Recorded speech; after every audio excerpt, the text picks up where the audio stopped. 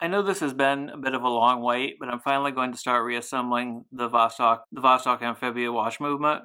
My father's been in the hospital for the last couple weeks after falling and breaking his leg right below the hip, and he had to have surgery, and they've had some issues with that. So I've been helping my parents with a lot of things and haven't had a lot of time to do my watch repair work. So we're finally getting back into this. I'm going to drop the mainspring barrel in first.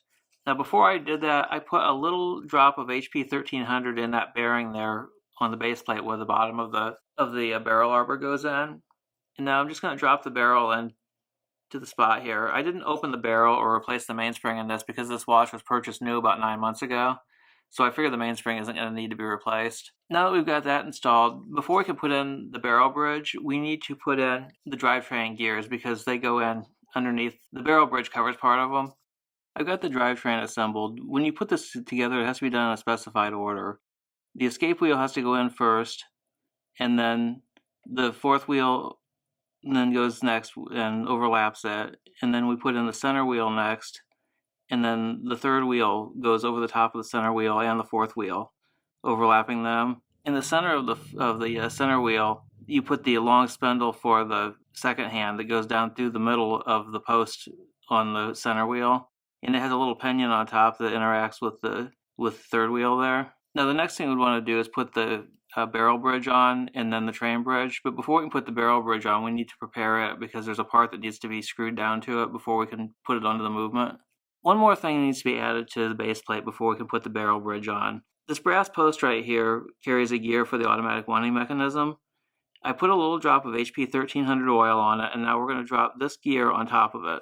There we go. Now the barrel bridge, we had to assemble a part for this. This works differently than the barrel bridges on other watches I've worked on. The crown wheel had to be installed, but it doesn't screw directly into the barrel bridge like it does on most watches. Instead, it screws into a bushing that sticks up through the bottom of the barrel bridge.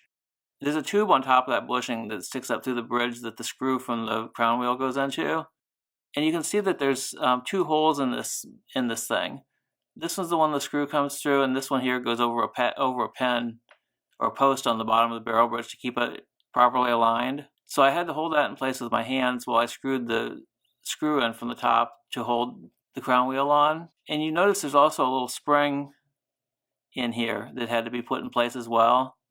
The long part of the spring goes up against the bushing, and then the short part of it goes around here to hold it in place, and that was a real pain to get in there. So that all has to be assembled before we can put the barrel bridge onto the movement. To put the barrel bridge in place, I had to remove the third wheel because it partially overlaps the barrel bridge. So you see the center wheel here, it goes underneath this little spring here, which serves as the top jewel for the spindle for the second hand that goes through the middle of the center wheel post.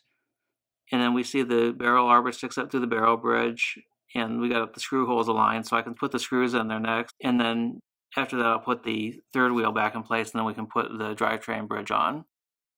Just remembered one more thing that needed to go on before we put the barrel bridge on.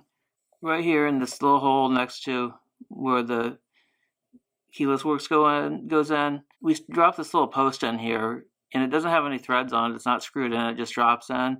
The top of it has an indentation on it. The bottom of it is flat, so the indentation side goes up, and this is the button that you push to release the stem. So that needs to go in there before the barrel bridge goes on. Now that that's in there, we can put the barrel bridge in place.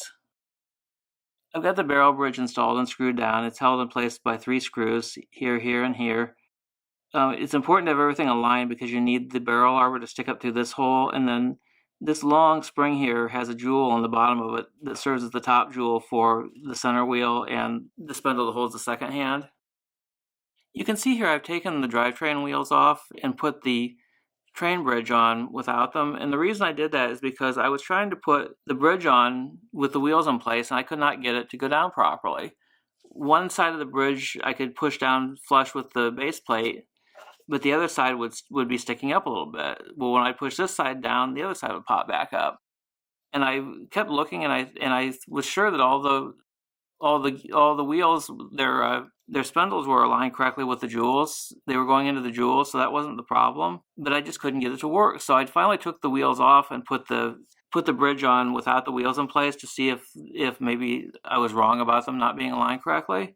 Well, it still won't work properly. If we look at it here from the side,